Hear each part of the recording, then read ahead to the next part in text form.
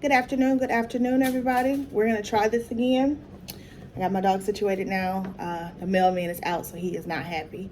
But let me just go ahead and get started because I don't want to keep y'all super long as usual. And I'll make sure I'm actually live on the right page on. Welcome. Make sure I'm live on the right page on Facebook. Give me 1 second, y'all.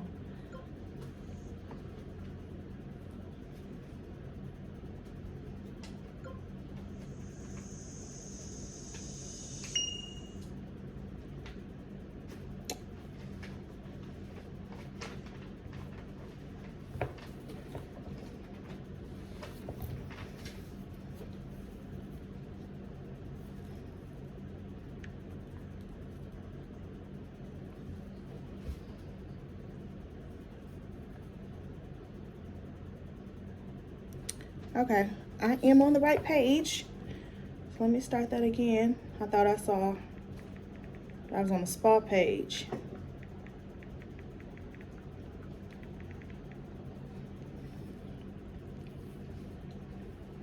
Okay, guys, so for sake of time, I'm going to go ahead and get started. For those of you who are new to my page, welcome. For those of you who don't know me, my name is Jessica Fields. I'm a licensed esthetician in the state of Texas, and I coach and mentor aspiring and new estheticians. I teach you how to become profitable in your business from day one. Everybody's always talking about making 7 figures in a business. Well, when you're first starting out, you got to make your first $5, your first $100, your first $1,000, and then we can begin to scale the business. So I'm here so you guys can learn from me because I have been in the beauty industry since 2004. I have been running my own spa successfully in Houston, Texas since 2019. So I want to share with you all the things that I have learned and help you so you can become, again, profitable from day one. Today we're talking about attracting and retaining clients. And just so you guys understand why my eyes are moving, I am live on Facebook and Instagram, and we are recording for YouTube. I am all about sharing my information on multiple platforms. That's the best way you can expose your brand to new people, is to not just stay on one platform, to learn multiple ones where your target audience is located and then master them. So that's why my eyes are kind of darting back and forth, trying to give everybody a little bit of eye attention. Okay, so today I want to share with y'all some practical strategies and insights on overcoming the everyday challenges that we deal with as estheticians on building our clientele. When you're first starting out, it is difficult to get people into the door. 1, they don't know you. 2, they may not trust you. So I want to share with you all some things that we can do to help us get past that. So some common challenges are, again, you're brand new, so you're starting from scratch. So you're having to establish a steady stream of clients that are going to come in, and that takes time. 2, there's competition. The beauty industry, some people say it's saturated because there are a lot of different businesses. That's true. There are a lot of different businesses. And a lot of times, estheticians struggle with their marketing and promoting their services effectively, showing why they are the best person for whatever service they're trying to offer. Another item or issue is building a reputation. You want to build a positive reputation as an esthetician, and that takes time and it takes consistent effort. Financial stability. Achieving financial stability as a beginning esthetician can be difficult because, again, you need clients to come in consistently and over and over and over. That's why I'm not only going to tell you all how to get clients, I'm going to tell you how to retain them. Because statistics show us that it costs us more money to get new clients than it costs us to keep our existing clients. So I'm going to give you all tips on that. Client communication. Sometimes effective client communication, not sometimes, it is essential for understanding what your clients need so that you can provide them the best service. Trends. A lot of times in the beauty industry, there's always something new popping up, and a lot of times clients or potential clients reach out to you. Oh, I saw this on TikTok. I saw this on YouTube. I saw this on whatever social media platform that's popping at that moment, and they want you to provide that service. So you have to stay up to date on those beauty trends and technologies so that you can offer the best information and services to your clients. Because if you don't know enough about what's trending, you can't tell clients this is going to work for you or it's not going to work for you. And if you're informing someone it's not going to work for them, you want to tell them why. So they don't just leave your place of business and try to find somebody else to do it. You want to really educate them. And so it's your job to stay abreast on that information. Another thing I find a challenge for a lot of beginning and new estheticians is self-promotion. Naturally, people feel a little uncomfortable talking about themselves and why they're the best. But if you don't self-promote, you hinder your ability to market yourself effectively. Because guess what, baby? If you don't market yourself, who will? It starts with you. Yes, you can build great brand advocates who will talk about your business, talk about your products, talk about your services, but it starts with you. If you don't tell somebody, that other somebody can't tell somebody they know. And lastly, lack of business skills. Running an aesthetics business, it's more than just our technical skills. When we're in school, we're taught the basics of a facial. We're taught the basics of waxing. We're taught the basics of makeup. We're taught the basics, the fundamentals of skin. A lot of times they don't go in depth of what it takes to actually run a business. So sometimes you can walk out of aesthetic school and go right into working for someone else, and someone else is going to be the CEO of the business. But if you are looking to be a solo practitioner or build a practice that has multiple estheticians working with you, you've got to get the right business skills to make it work. So all of those challenges I just named, you can overcome them by going through membership or mentorship, ongoing education, and producing effective marketing strategies. And lastly, a commitment to continuous improvement for yourself in your skills and in business.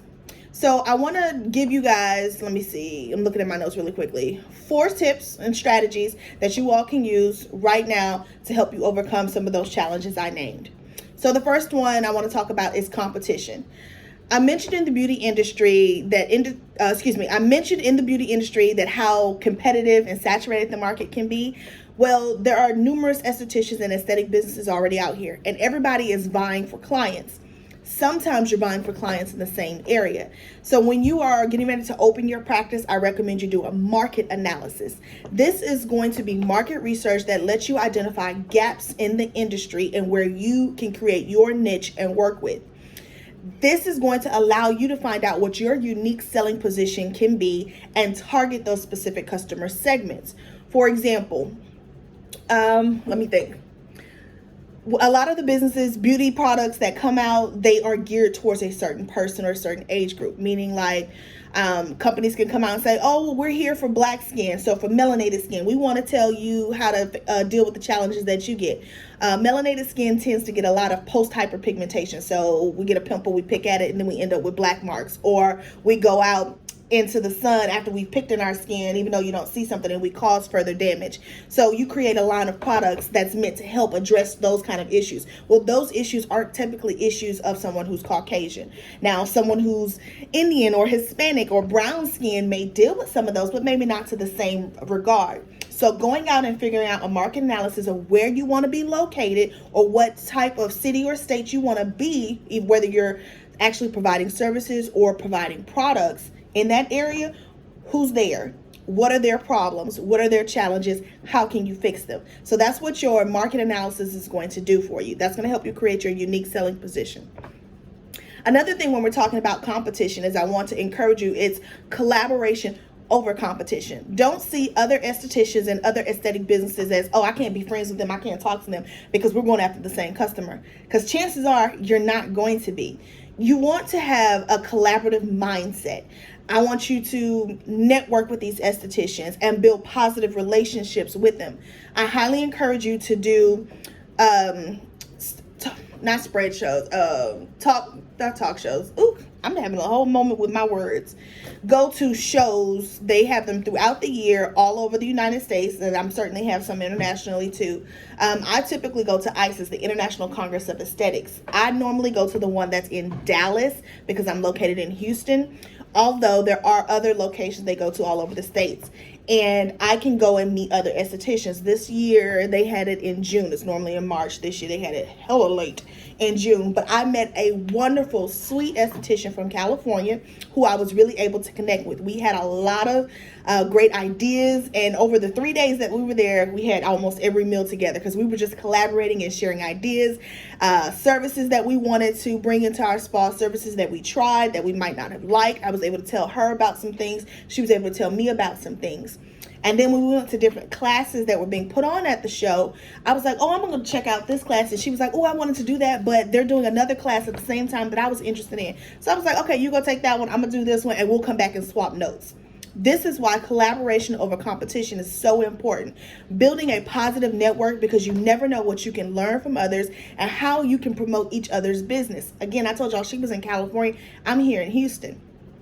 So I actually know people in California. So people who don't live in my area but who order my products, I can say, hey, you need a good esthetician. You know, I've known her, I've worked with her, I've seen her work. I recommend you go and check her out in this area. And she and I have done that very thing. So again, that's why collaboration over competition is so important.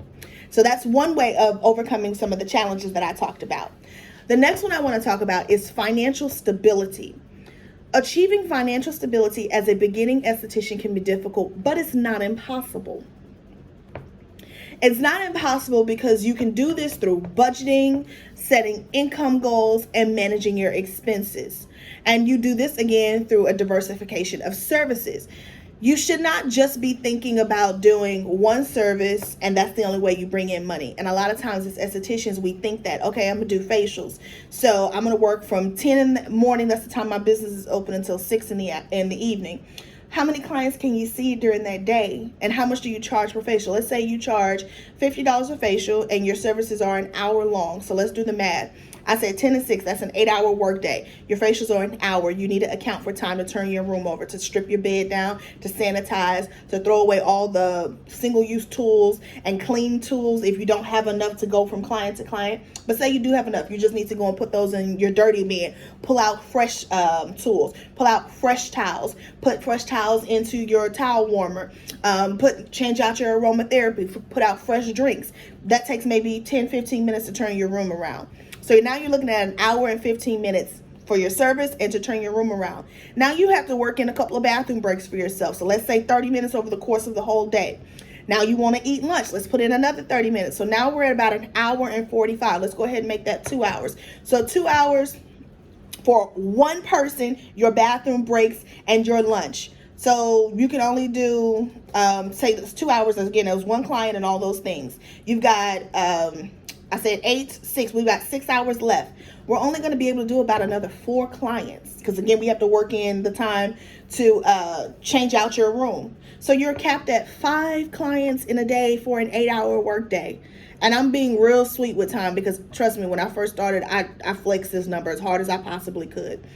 Now you're charging, say, $100 a facial because you're just starting out. Sometimes your confidence level isn't super high, so you don't come out charging what you really could be worth. And I'm saying $100 and I'm being very, very loose because when I first started, I'm ashamed to say I was running discounts at like, oh, I'll give you a facial for $30 for $40. That wasn't even covering my supply costs. I learned very quickly you can't survive and create a business like that. So I want to encourage y'all from jump, don't do that. Figure out what it costs you to run your business.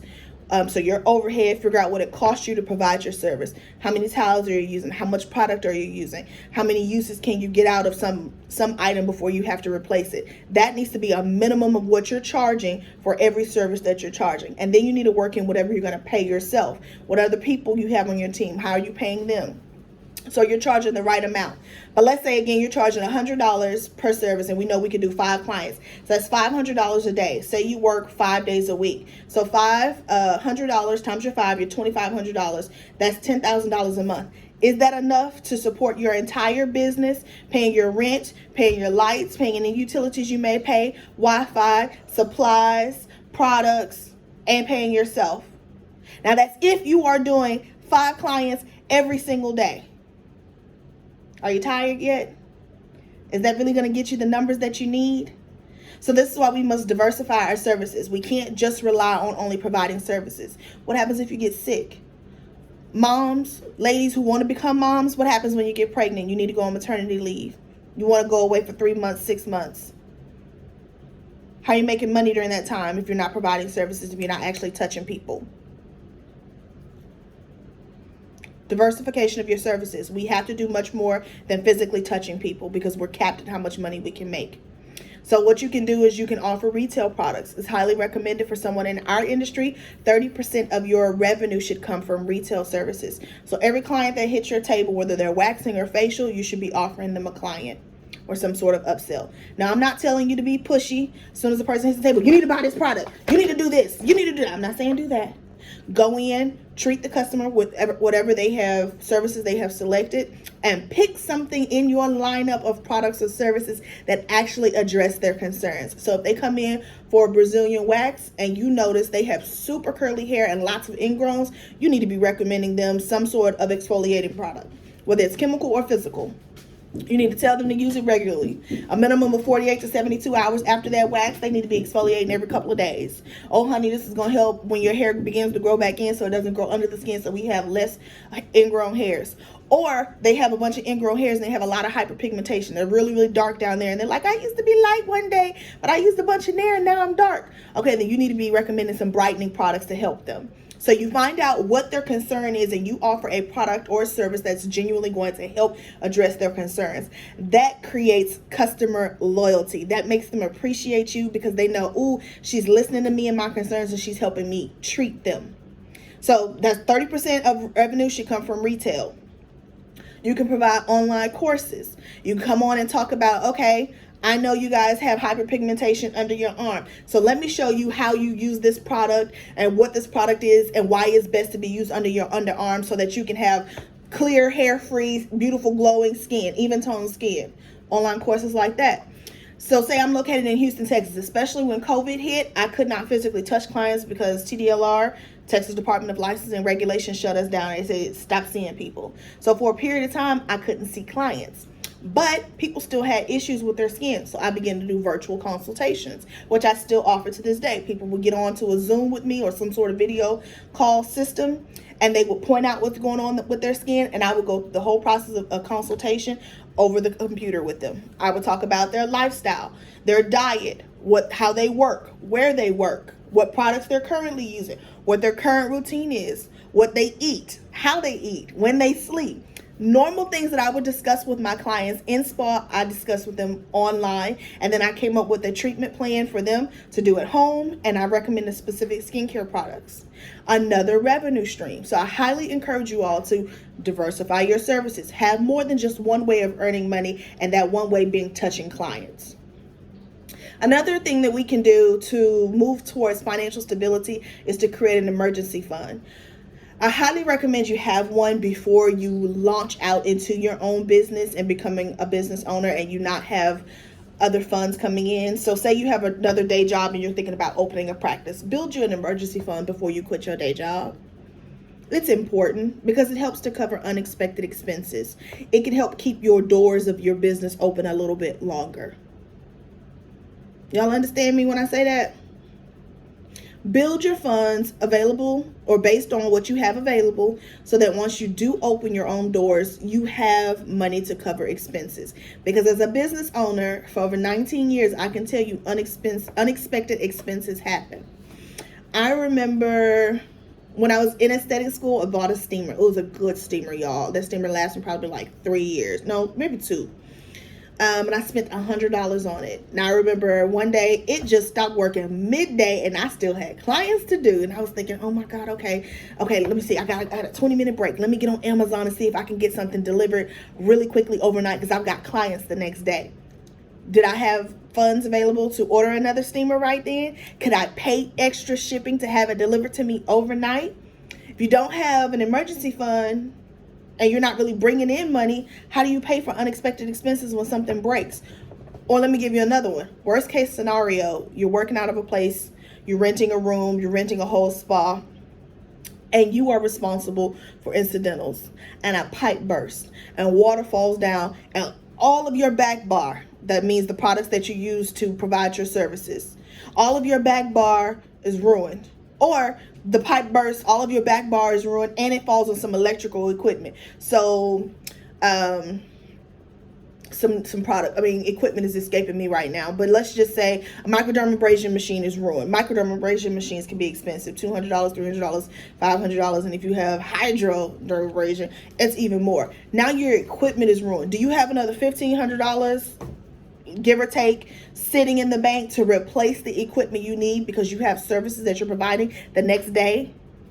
Do y'all have an emergency fund built like that? Do you see now why it's so important to create one? So having financial stability can definitely be achieved. Is it difficult? Yes, it can be, but it's possible.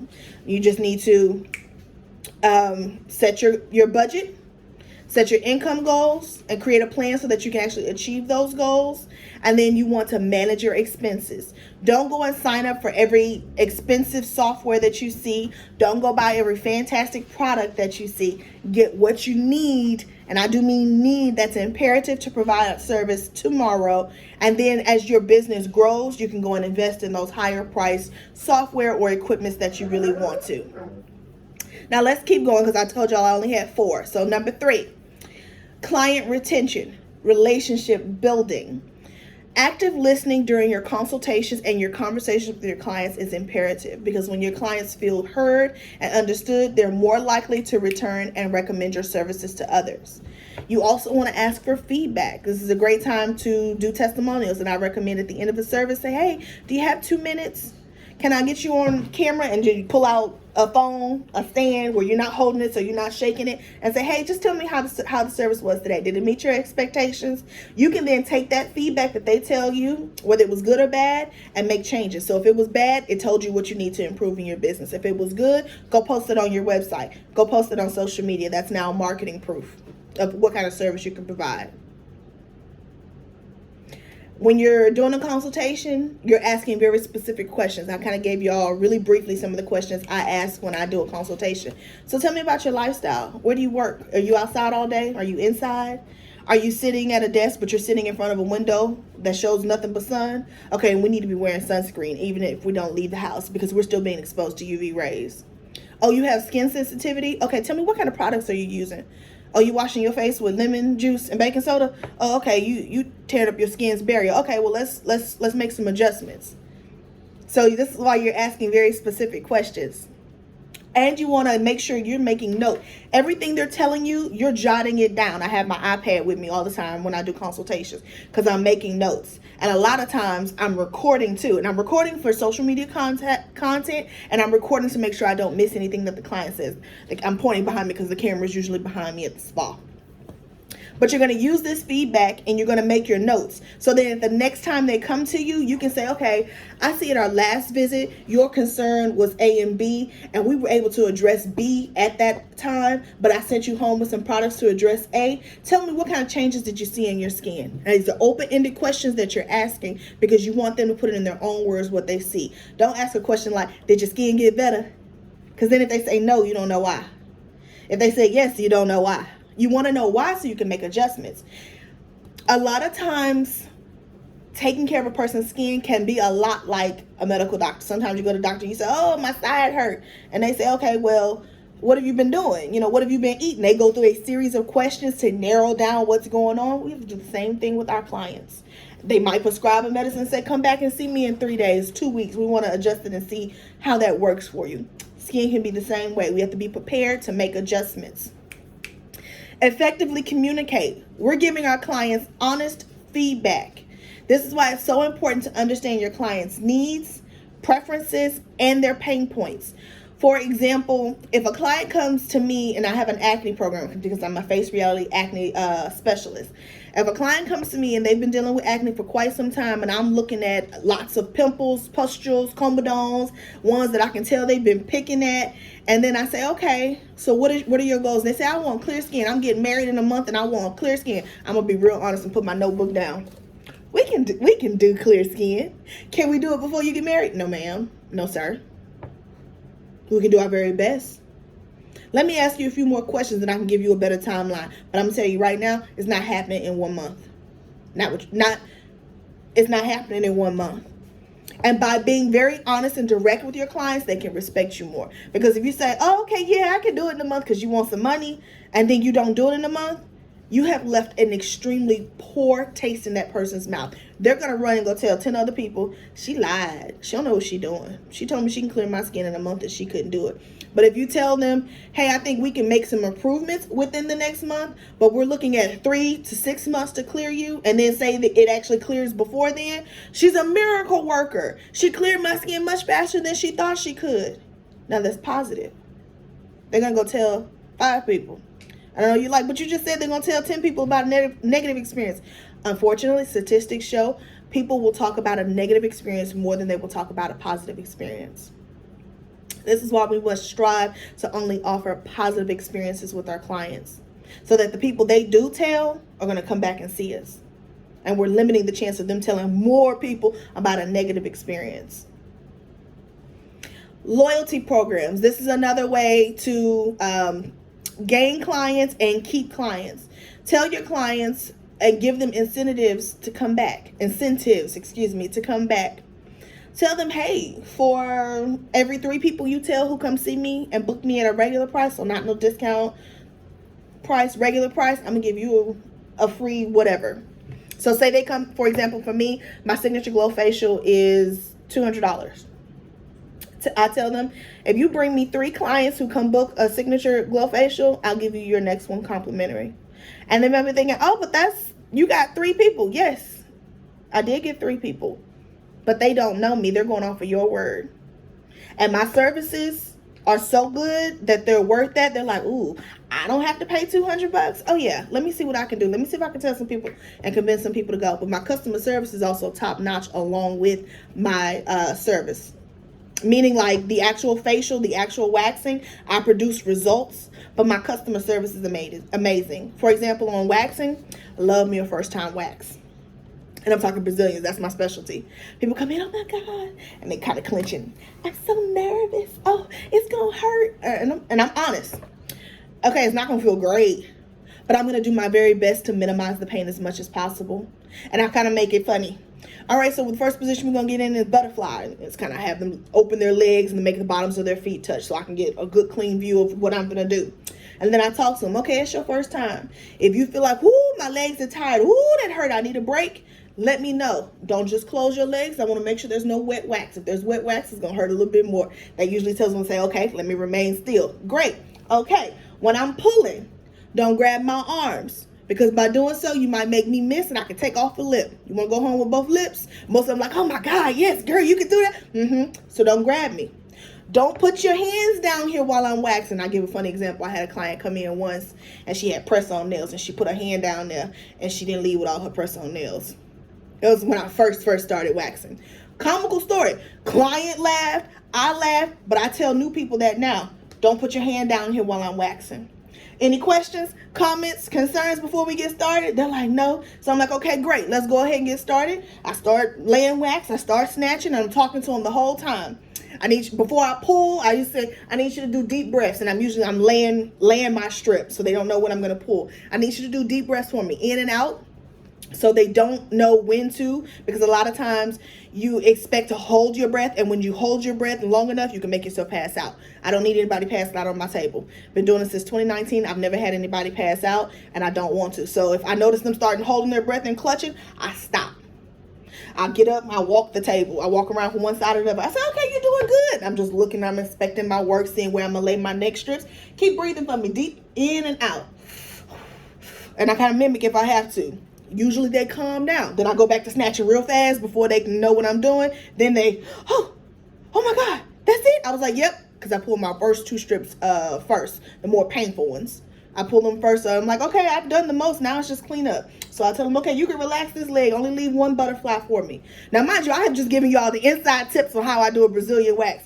But that's what I say. I pride myself on my customer service. I make sure my customers are comfortable. My clients are at peace. So when I pull, I'm able to get all the hair I need to without stressing them out. So my clients come back to me time and time again for the customer service that I'm providing. And I want you all to do the same thing. I want you to also recognize that the treatments that you're providing are not just about physical results. It's important, but that's not all you're doing. For my facial clients, 9 times out of, well, I'm not going to say 9 times. I'll say 2 to 3 out of 5 times, they're coming for results and they're coming for relaxation. The way I had my spa set up, people would walk in and go, I already feel better. I already feel relaxed. And I'm like, yay, I'm glad. But guess what? We haven't even started yet. So you just, this is just icing. This is side. Come on in and let me give you this bread, this meat and potatoes. Let me give you the main course. And VIPs, would you like some champagne? Would you like some wine? Would you like some hot tea? Regular clients can get sparkling water and water. So I still offer something to everybody, but my VIP clients, those are the ones that usually are on some sort of subscription service or see me consistently, they get a little something special. But I say, come on in. I have soothing music playing. And you create or pick music that's fitting to your business. I remember when I was in aesthetic school, they played nothing but spa music. And spa music is cool, but it doesn't fit my personality. I realized I like a little Alina Baraz, a little Her, a little mixture of, what's the gentleman's name?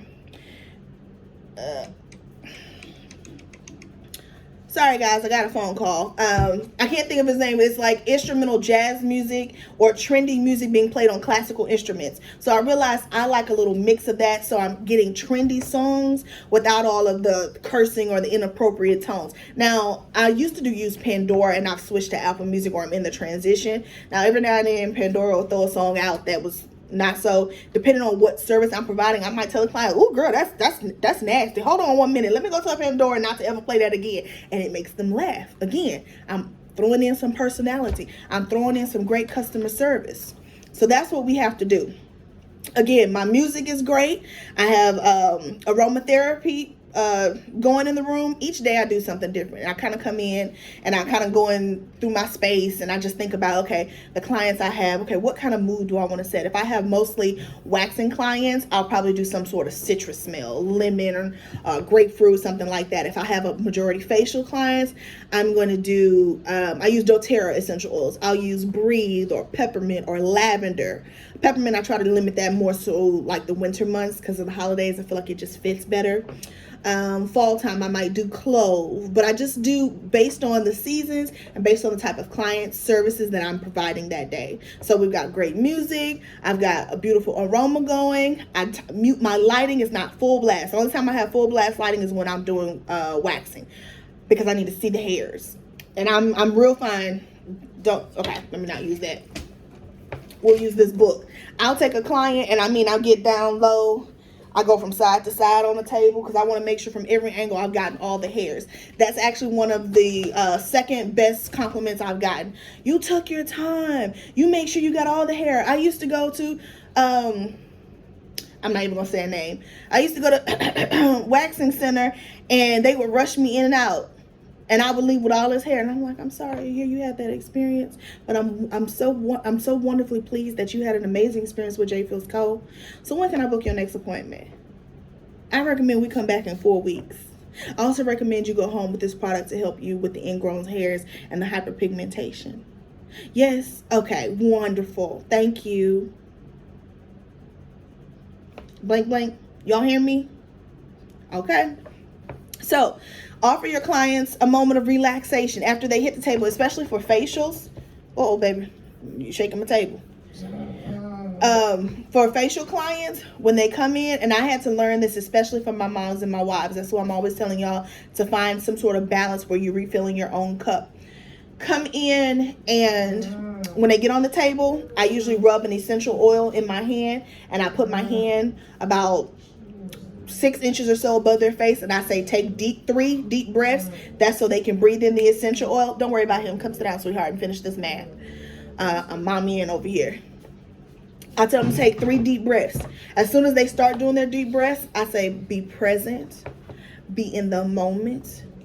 It's time to refill your cup. This helps, I notice, women especially turn off their brain.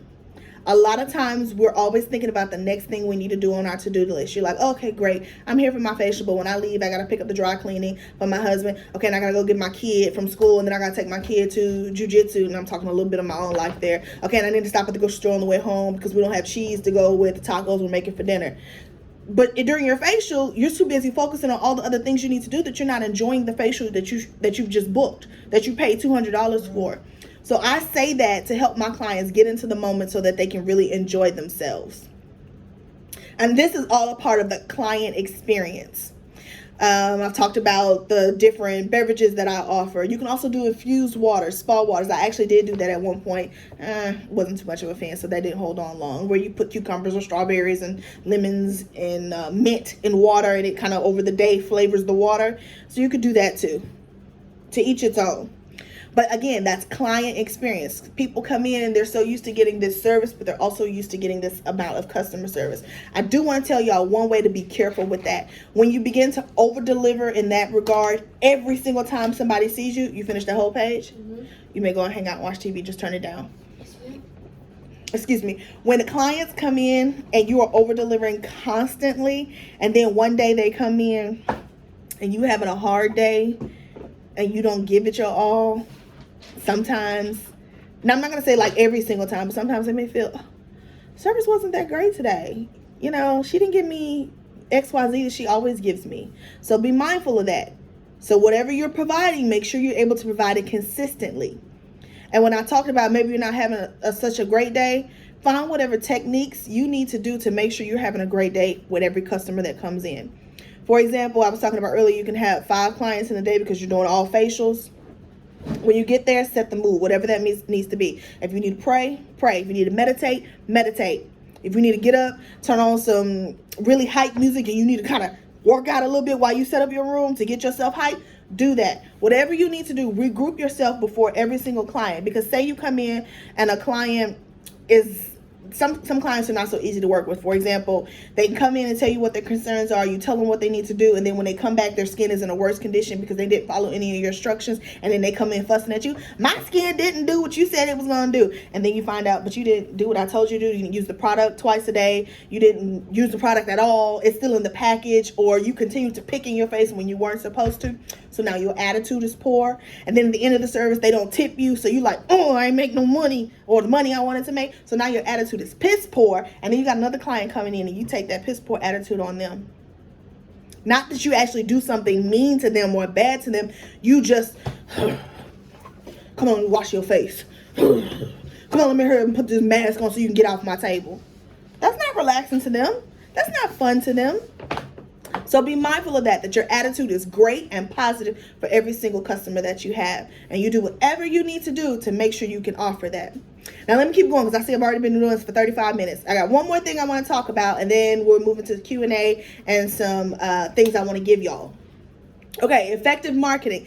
This is another way you can address those 10 challenges I gave you, or 10 challenges that estheticians face in the beginning.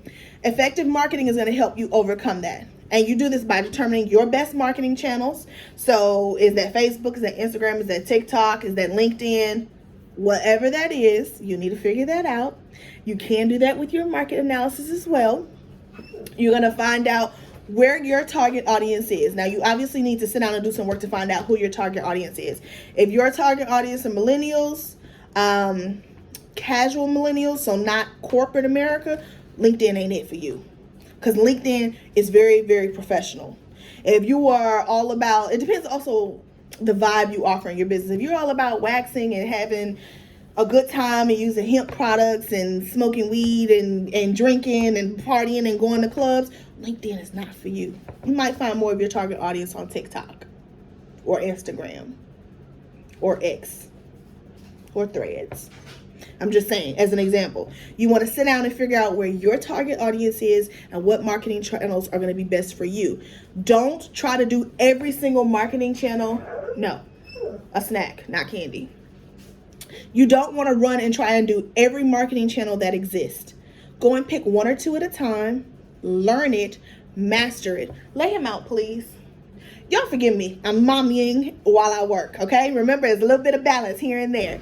So anywho, you want to figure out where they are so you can go and give them what they need on those channels. You want to learn 1 or 2 at a time, master it, and then you can expand and do other channels additionally if you get to that point. Get a website. Social media is not your website. That's not your home. You don't own it. At any time, Facebook, Instagram, TikTok, LinkedIn, X, Threads, they could all shut down. And if you have built a huge following, a huge community, and you never pull them off of those sites, and those sites go down, you lose them. You have no way of reaching those people again. So you must have an effective and converting professional website. Social media sites are not sufficient. One of my biggest pet peeves, I can find out about a new restaurant somebody will tell me about, and I'm like, ooh, let me look up a menu. Ooh, let me look up their website. Let me look at a gallery, see what it looks like on the inside, see what their food looks like, and I get sent to a Facebook page. my biggest pet peeve. Because it's a good chance they probably aren't even updating the website sufficiently. Go in the kitchen with that, please. They're probably not even updating the Facebook page very well. So get a professionally designed website. When I say professionally, if you're good at that, that's fine. Do it. But if you have no knowledge whatsoever of a website, stop trying to DIY it. Pay and have it done, because it could take you 4 months, 6 months to get a website designed where you could have spent $400 or $500 and had it designed in a day or two or a week, and then you could turn around and start making money sooner. But you've been fiddling with it for months. It would do you better to find a way to earn the $400 or $500 to get the website set up and have it set up in a week than you play with it for 4 or 5 months and you lose out on all the money you could have made at that time. That has to do with mindset. So you have to get your mind right on about earning and spending money. It does take some money to make some money. I recently heard my coach say this, and it really hit home for me. She was giving an example of a business who makes and sells candles, and they were using subpar ingredients because that's all they could afford, but they were charging top dollar for these candles. And she was like, that's not right. You charging like these candles are quality, but you're using subpar ingredients. And the owner was like, because I can't afford it. She said, then you shouldn't have went into this business. She said, is it the customer's fault that you can't afford that? But you're charging that way. All you're going to do is piss off people, and they're not going to come back and continue to spend money with you. She gave another example. She said, when you go to a grocery store, if the grocery store don't have grocery bags, you got to carry all your groceries out. How does that make your experience? Are you happy to go back?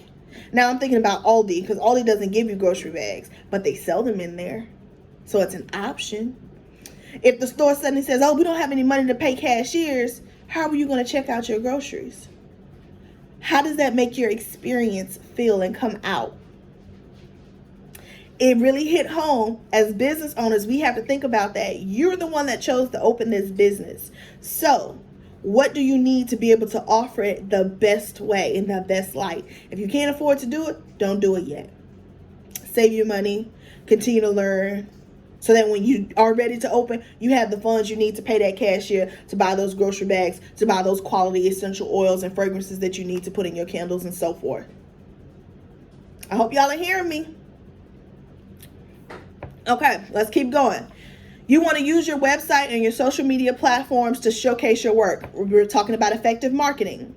You want to share skincare tips, and you want to engage with your audience. Depending on what your, I work mainly with estheticians, beginning and new estheticians. So I'm going to always mention skincare. But if you are a hairstylist, a barber, some of the information I share can definitely fit you. If you are in the beauty industry, some of the information I share can definitely benefit you. But I'm mostly going to give examples for estheticians because that's who I primarily work with.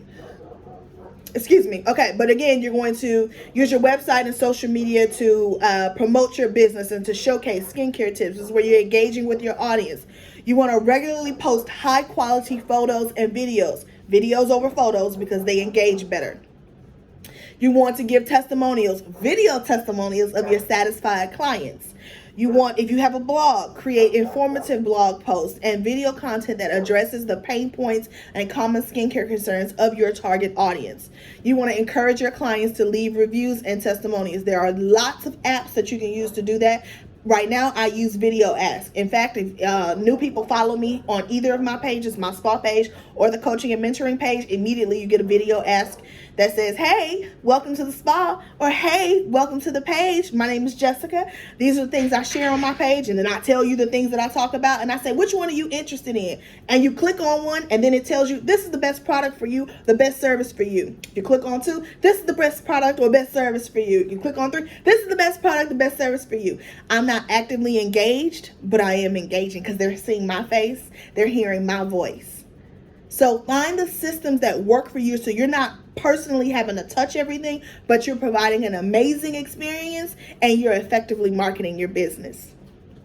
Additionally, consider investing in paid social media advertising. That helps you reach a broader audience, and it gives you an opportunity to promote special offers or promotions. That does not necessarily mean discounts. I just said special offers or promotions. I hate that people automatically always think we have to discount something, because we don't. Your services, you should never be discounting. Your services, you should never be discounting. I'm gonna say it one more time. Your services, you should not be discounting. Products, you can discount. But remember, you always have, I'm selling it for a bare minimum. How much it costs you to make it. You're not ever selling lower than that. Your break-even point. If you don't know how to get that, you need to book a private coaching session with me. I will walk you through price points. It is highly important to make sure you're earning the money you need.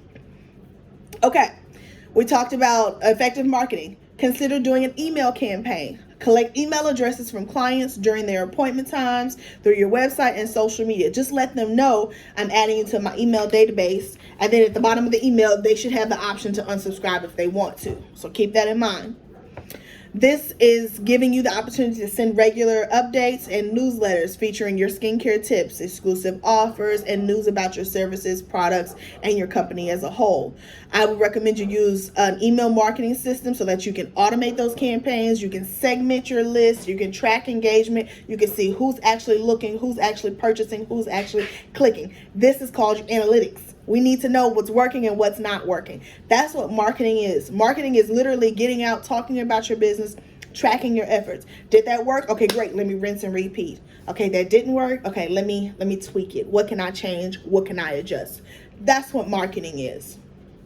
Okay, so I have given you all my 4 ways to deal with all those challenges I mentioned, and that was becoming collaboration over competition, how to get financial stability, client retention, which includes client experiences, as well as effective marketing. So do you guys have any questions for me right now? If you do, go ahead and drop them in the question boxes on Facebook and Instagram.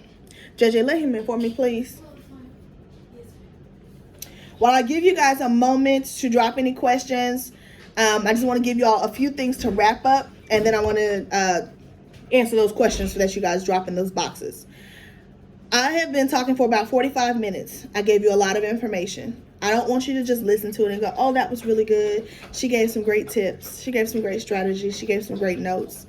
I want you guys to make a plan and take some action. Don't let this just be another video. It's September 25th, 2023. At this point, you guys should be preparing and planning for 2024. Sit down and make a plan of action. How is your 2024 going to start? How's it going to look halfway through the year? How do you want the year to end? You don't know how to do it, where to begin? You need to book a session with me so we can go over it. Because I don't want you guys to be in this same position next year. If you're thinking about going to aesthetic school, go ahead and start looking into schools, start applying to schools, so that by this time next year, you can have your license and you can start working. I want you guys to really step forward. Put some action with this. Put some work in this, because you can do it. I tell people all the time, I was in my early mid 30s, somewhere in there. And I was going through a divorce. I was working full time, about 40 to 50 hours a week. And my son was 2 or 3. I went back to school full time. So I would go to work at 7 in the morning. I'd get off at 3. I would race across town to go to aesthetic school from like 5 to 10 o'clock at night. I would race home. My kid would be asleep at this point. I had to hire a nanny. I would cook food on the weekends. When I say cook food on the weekends, I was cooking Monday's dinner all the way through Friday's dinner, and I would have it meal prep. So like a pre-made lasagna or chicken parmesans that just needed to be popped in the oven, and noodles that just needed to be heated, stuff like that. I was cooking so that when my nanny would get him from school or daycare, he was in daycare at that point. He was 2 and 3. He was in, she would pick him up from daycare. She would take him out and do activities. I would prearrange for her to go do things like, and because again, y'all, I was on a budget. I was going through a divorce.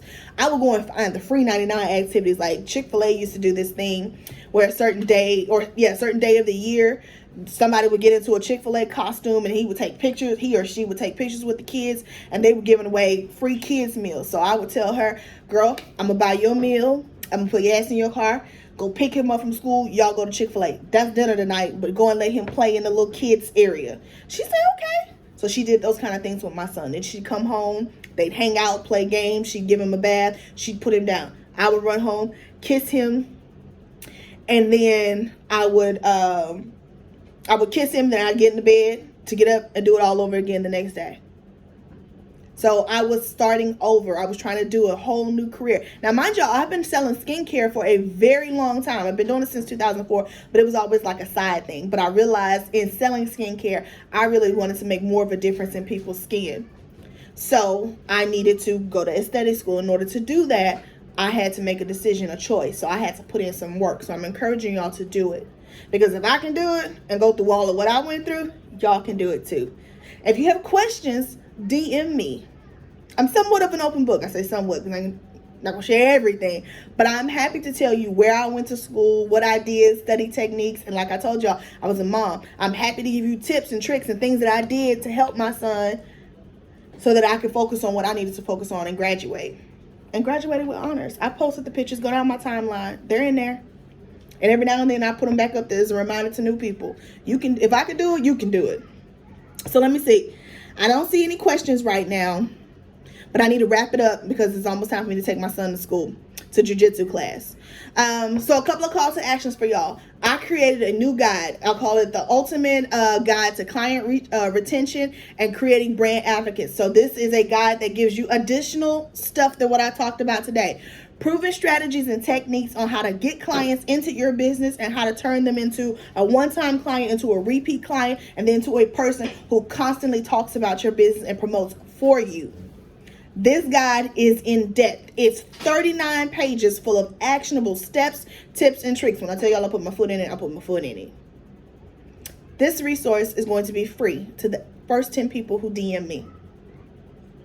DM me guide, free guide. Just DM me free guide and I will send you a copy of it for the first 10 people. If you want, you can click in the link, my bio, click my bio, and it's the first thing, Ultimate Guide. You can just go and buy it right now. It's $27. But for the first 10 people who DM me, free guide, not comment, I said DM me. If you DM me, free guide, I will send it to you. The whole book. But for those others who hit me up after the 10, you can just click the link in my bio and you can go and download it right now.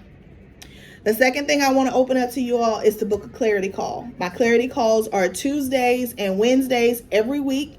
This is your opportunity to come in and pick my brain. I kind of told y'all I don't mind sharing. I don't mind. I'm somewhat of an open book, telling you about my experiences, the things I did, the tips and tricks that helped me to graduate aesthetic school, to open my spa, to sell my products. This is the perfect opportunity for you to go in and do that. Clarity calls are about 55 minutes, so it's just shy of an hour. They're always Tuesdays and Wednesdays. You can click the link in the bio and have an opportunity to book that session and come ask me all the burning questions you've had. Now, I do want to give you this caveat. Clarity calls are not coaching sessions. They are a time for you to come and get clarity on which coaching products are best for you. Like, you tell me your goals and I'll tell you the best way we should work together and about how long it'll take us to get it done. Again, time for you to come and ask questions. So if you know off the top, okay, Jessica, I want to work with you, then you need to either do private coaching or you can do our group coaching. Group coaching is phenomenal. If you are, again, starting out and money might be an issue, group coaching is going to be the best bang for your buck because you get a monthly class, you get access to a replay of it, and you get to take the notes away, and then you still have access to me to ask me questions. We have a few different communities that you can click in and ask your questions. Now, the last thing I'm going to tell you about, and then I have got to go, is the Luxe Spa Party, the Escape. So on the spa side, we have a spa party coming up October 22nd at 10 a.m. to 4:30 p.m. in the afternoon. All day, y'all are going to get to be with me. Spa services, we have a special tea tasting with tea expert Robin Boykin here in Houston, Texas. She's going to come in and go through a whole gamut of teas that we'll get to taste. We'll have tea trays, lots of food and goodies to drink and eat while we do that. We're going to have lunch, more spa services. Hey, thank you for joining me. We're going to have more spa services.